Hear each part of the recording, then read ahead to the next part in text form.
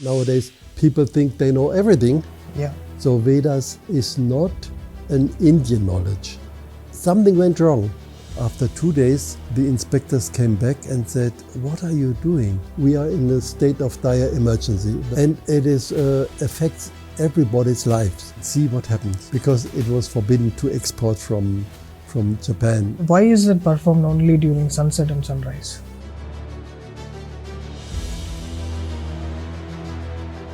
The way we perform Agnihotra is for the benefit of the life form on earth. Not just exploit nature, but be in harmony with nature, because we are part of nature. Today is a generation where people go against Sanatana Dharma.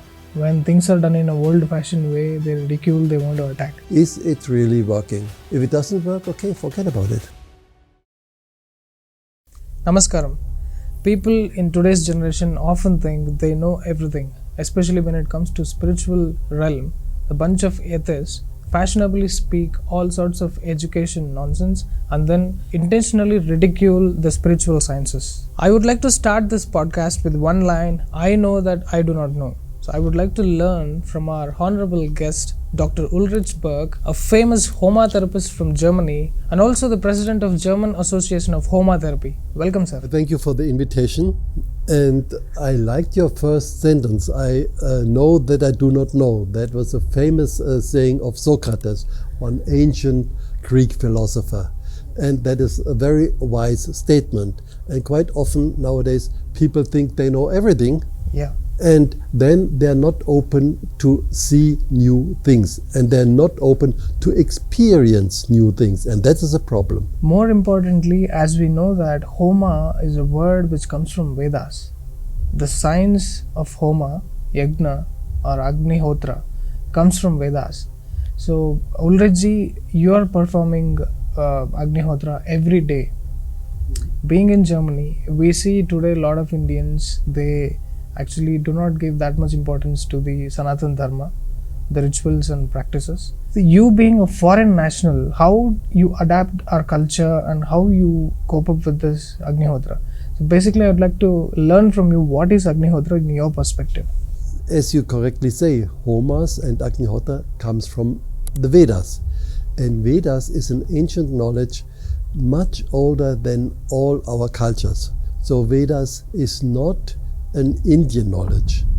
Of course, it's not a German knowledge or a British knowledge. Vedas is much older than that. And actually, the Vedic knowledge, once upon a time, long time back, it was all over the planet. It was there. And also these fire practices, Agnihotra is the basic one, were there all over the planet. We have seen in Europe, in some countries, where they still practice some of these fire practices. They have forgotten a lot of that, but still some of the roots are still there. So it was all over the planet. And yes, now it is the time to revive this ancient knowledge. Why? Because we are in a state of dire emergency. The planet is really not in a good shape. And now people realize that. The environmental pollution is there, and it affects everybody's lives. Of course, now people talk about global warming and climate change, and also this affects us. Like now in Bangalore, we have a heat wave, which was not normal earlier. Temperatures in Bangalore continue to soar amid a heat wave. The heat wave has been relentless and is expected to continue. So everybody realized that. We feel it in our own lives. So we have to think, okay, something went wrong. How can we get things back to normal? How can we get back into harmony with nature? And not just exploit nature, but be in harmony with nature, because we are part of nature. For that, this little technique Agnihotra helps a lot. And so I can just show you. It is a very simple thing. I'm so inspired when you carry this box. Do you carry this in flight? Yeah, I take it with me because it's so convenient. But sometimes I have to pay extra luggage. But it's very convenient because I open the box. I have the pyramid here. I have a stand, the dried cow dung, pure cow dung, then the ghee, and some rice. Already I selected it's only unbroken pieces of rice. And then I have a matchbox and a copper spoon, and that's it. So everything is in this box, what I need for Agnihotra. So it makes it very convenient. When I finish, I just close the box and I can put it in my suitcase. So we will go into the details of the process, and because now people want to listen to more scientific aspects of it, let us talk about the science behind Agnihotra. So Ulrich, why is it performed only during sunset and sunrise? Yeah, it is said, according to ancient knowledge, that at sunrise there's a flood of energies coming from the sun to the place of planet Earth where the sun appears to rise. This flood of energy carries a subtle music in it, and the quintessential sound of that music is the mantra which we utter at that time, sunrise. And when the sun sets, the energy withdraws. Interesting is that recently one American astrophysicist has talked about the same thing. He says million amperes of currents come in at the time of sunrise and out again at the time of sunset. Sunrise, sunset, that is the basic biorhythm of all life on this planet. It is very important for all plants, for all animals. Only we humans, we have forgotten about it. And because when it's sunset, we just switch on the light, or we have the light on anyway. So people normally, if you go on the street, ask people, when is the sun rising? I would say hardly nobody knows. And when is the sun setting, they have a rough idea, but also they don't know exactly. Because for their life doesn't mean anything anymore. But it would be good to align again to this basic biorhythm of all life on the planet, that is sunrise and sunset. So that is one important thing. Then, we have this shape and size of the pyramid. This pyramid has 3 steps, and that means when the rays of the sun come, they are reflected, and that has an effect on the vibration. And everything with Agnihotra is about sound, vibration and resonance. And then one more thing is we utter the mantras, and these mantras also is a vibration, and this vibration goes to the flame, and then it is said that a standing wave is created above the pyramid, and a channel is created through which life energy, prana energy, comes down, and an aura energy field is created around all plants. This is why the plants get nutrition, they get stronger, they get disease resistant. And when the flame dies, all this energy comes and is collected and stored in the Agnihotra ash. And therefore the ash has healing power. We can use it for medicine for people, but also for plants, for animals. And it's very valuable also in agriculture. We use it a lot in agriculture. The way we perform Agnihotra is for the benefit of the life form on Earth. It is, you can do it for the planet. You can do it for all plants around. You can do it for your family, or you can just do it for your own well-being. Because what happens is you perform Agnihotra and immediately there's an effect on your mind. Your mind becomes calmer, stress is relieved, and that has been shown in several studies. One such study was done in Moscow some time ago. They measured the brain waves. Normally we are full of activity and also full of stress. That means the beta range is very strong and alpha is little. Now after Agnihotra they measured beta was very little and alpha range was very much. So people just by performing Agnihotra they get calm, stress is relieved, and they are more efficient also to do their normal tasks. And that is an important point, because often people tell me, okay, I say it's only 10 minutes in the morning, 10 minutes in the evening. They say, oh, I don't have time to breathe, so how can I do additionally 20 minutes per day? I say, okay, you do this, see it as an investment. You invest 20 minutes, 10 in the morning, 10 in the evening. But then see how your productivity increases, how your clarity of mind increases, which makes you take much better decisions. And so in the end, this is an investment which gives you a lot of benefits. So that is one important thing. It has an effect on ourselves, but also it has an effect on the surroundings, the family, all plants. And if more and more people are doing it, then the all nature will be benefit. Ulrich, if you could tell us how this Agnihotra evolved over a period of time. Is it now the way people are performing? Is it the same the way they performed during the Vedic times? We do not know exactly, because that is tens of thousands years ago. But we do know that at that time there was Agnihotra, and Agnihotra always means sunrise, sunset, because that is the basic yajna or the basic homa. There are many others. There are also very good yajnas like the Soma Yag, very powerful. You have been there. So that lasts 7 days, and it's very powerful, it's beautiful. But we cannot do it ourselves. And this we can attend it maybe once in a year. This Agnihotra, this we can do every day, and it's in our own hands. Yeah, we do not have to invite any Sanskrit scholars who know all these difficult mantras. This we can do ourselves. So we can create our own mini climate around us in our own flat. So that is an important thing. And this has been revived by one great master, Gajanan Maharaj from Akkalkot.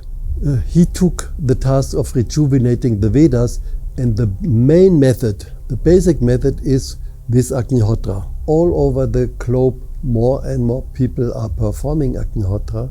Now, I know from Germany, thousands, probably 10,000 of people are performing Agnihotra. One thing is we see people order pyramids.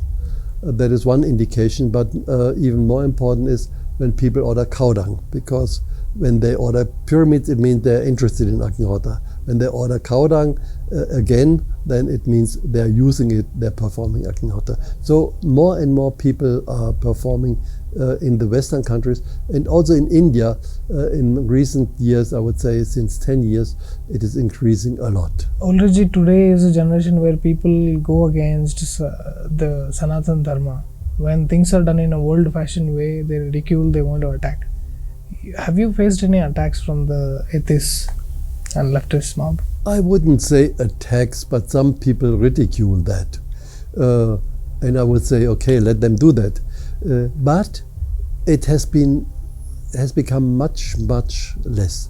For example, when 40 years ago, when I gave a talk in, say, Germany, and then when I explained Agnihotra, when I mentioned, okay, you use cow dung, always 2-3 people in the audience started to laugh, because they think that's such a crazy thing, cow dung, yeah.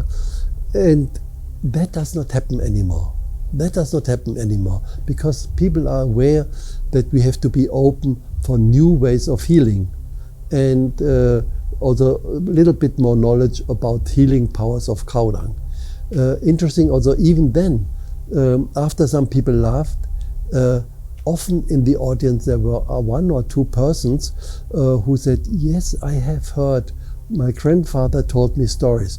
In Ukraine, that time part of Soviet Union, they told me they used to cover the walls with cow dung, something which in India in the villages is still being done, and they said that protects from negative thoughts from neighbors.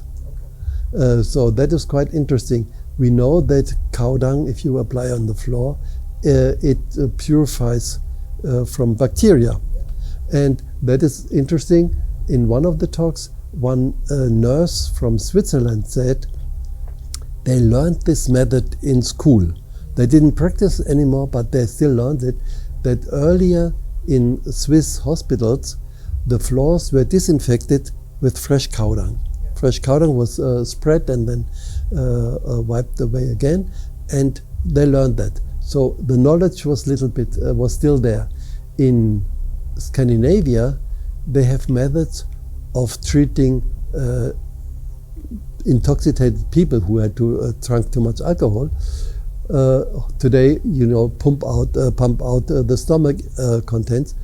What they did then, they just took this person, set him in a cow shed, and filled him up till the neck with cow dung. So that took out all the poisons from the body. That's so brilliant. Only when scientific explorations reveal it, people will find interest in the Sanatana Dharma, the Vedas. Yeah, and it is important, and this was also one experiment done, you have to do everything exactly this pyramid, same shape, same size, must be copper. Then exact time of sunrise, sunset. For that now we have a simple app for the phone called Agnihotra Buddy, which gives you the exact time for each and every place where you are. Just a few clicks on your phone, you get the exact time, which makes it really easy. And so the exact time is important. Then the ingredients, dried cow dung. It must be cow dung, cow's ghee, some rice. So some scientists in Pune made some experiments. They did everything wrong, one by one. So instead of copper, they used some other metal for the pyramid. Instead of pyramid shape, some other shape. Instead of cow dung, buffalo dung. Instead of cow's ghee, buffalo ghee. Instead of exact time, some other time. Instead of the exact mantra, they just translated the mantra and sang some English song. And then they collected the remaining ashes and used these ashes for germination experiment. They checked, how are the seeds germinating. And what they saw is only if you do everything correct, you get the proper result. If you even miss on one point, one thing, then it's useless. We have to do it exactly. It's not a thing which you can, I do it now or I do it then. No, it has to be done exactly. And it's a very simple process, and the effects are really tremendous, but it has to be done exactly. So it needs a little bit of discipline. Yes. We have some spectacular results regarding Agnihotra, especially in respect to radioactivity. First thing was, after Chernobyl, in many countries in Europe, for example Germany and Austria, farmers could not sell their products before they were tested for radioactivity. So government inspectors went around, took samples, tested, and then told the farmers, you're able to sell or you can't. And so there was one farm in Austria, responsible farmer was Karin Heschel. She gave samples of milk and vegetables, and after 2 days the inspectors came back and said, what are you doing? Your milk, your vegetables does not have any higher radioactivity, but all other farmers around have that. What are you doing? So she told about Agnihotra. These people did not believe in it, so they went away, but that was very interesting result. Then quite some time later, after the Fukushima accident, I happened to be in Kiev and had some talks with some physicists from the Academy of Sciences, and there were some visitors from Japan who had brought radioactive rice because they wanted to test some equipment which they had developed in Kiev. which can measure radioactivity pretty fast. So then I suggested to this physicist, okay, why don't you take this radioactive rice, put it in Agnihotra ash water, and see what happens. So he did that, and the radioactivity came down every day, and after 8 days it was totally neutral. And that was quite impressive result. So we wanted to repeat the experiment again in some other places, but the problem is we did not get radioactive rice because it was forbidden to export from Japan. So till now we could not do that. So this was a very interesting result. Recently, also we had some interesting results in Maheshwar, because we know that plants grow better when you perform Agnihotra. Okay, and then always the question is how come, what are the mechanisms? And one of the mechanisms was always we thought, okay, what about chlorophyll activity, the photosynthesis activity? So there were some scientists in Varanasi, BHU, who concentrate on the effects of air pollution on plants. So I contacted them and suggested an experiment. So what we did is they came with an instrument, handheld instrument, small instrument, to measure the photosynthesis activity of plants. They connected it to the leaves and could measure. And we did this with 10 different plants on the property of homotherapy Goshala.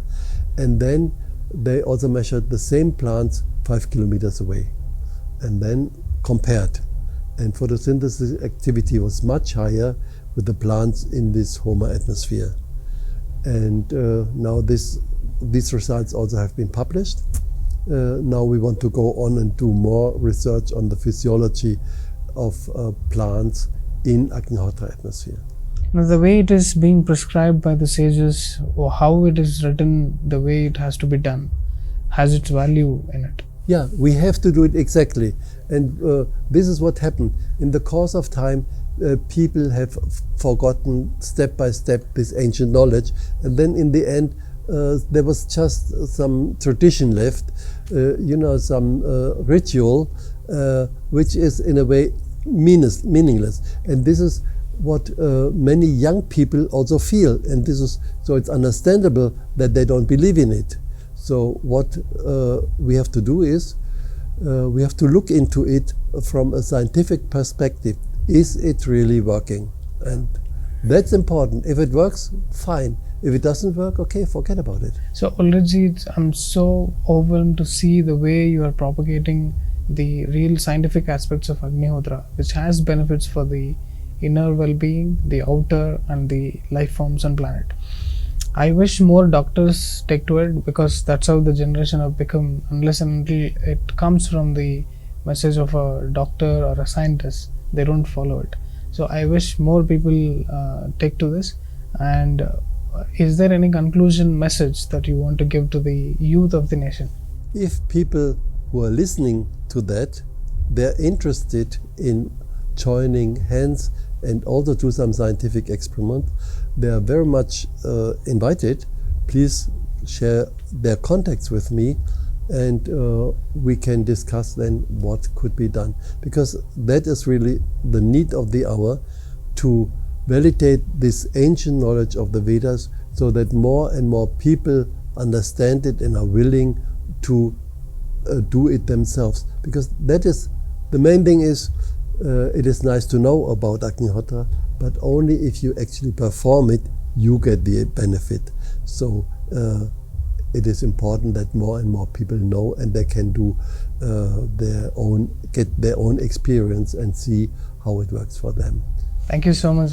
It's a pleasure talking to you. Thank you. Thank you.